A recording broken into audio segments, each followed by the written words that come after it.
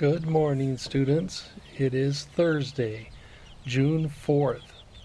When I came out this morning to weigh the barred rocks, some of them were up on the roosting bars, so they're already starting to practice roosting. They don't sleep up there yet, but they're just practicing. How do you sit on a branch? Soon I'll be wanting to let these barred rocks run around in the pasture. But we have a lot of crows around this year, so I want to make sure I have a protected space where they can run around a little bit and peck in the grass without having to worry about crows getting to them. The Cornish cross this morning are also doing well. You can see them having breakfast here. I wanted to answer a question from Bentley. He wanted to know, how long do chickens live? Most of the chickens in the world don't live very long because they're raised so that people can eat them. And the chickens that are raised for eggs, chickens only lay eggs well for about 2 years. And then at the end of that time, the chickens are usually eaten.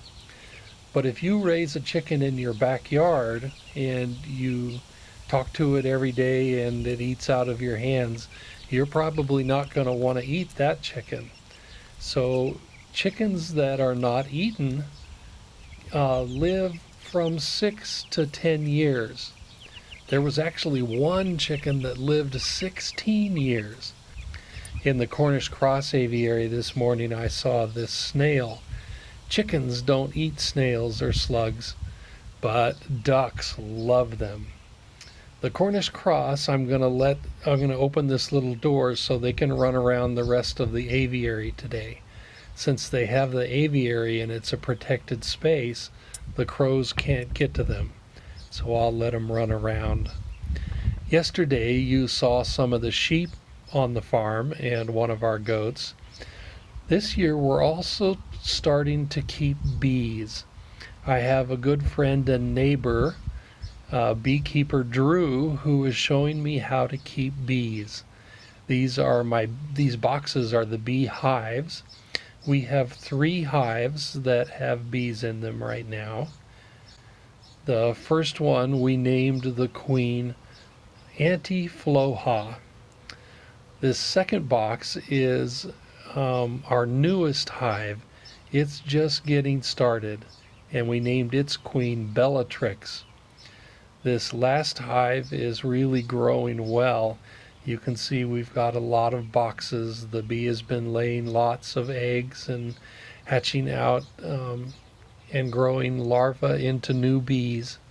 I wanted to show you this slow motion video so that you could see the bees bringing pollen in. The bees collect nectar and pollen from flowers. Most of the pollen right now comes from clover, which is hard to see, but this bee right here, you can see the yellow pollen.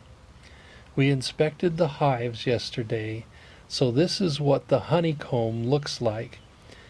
The bees build 6-sided comb, and they store honey in some cells and lay eggs for new bees in other cells, and the eggs hatch into larvae, and then when the larvae grow big enough, the bees cover the top and the larva turns into a bee.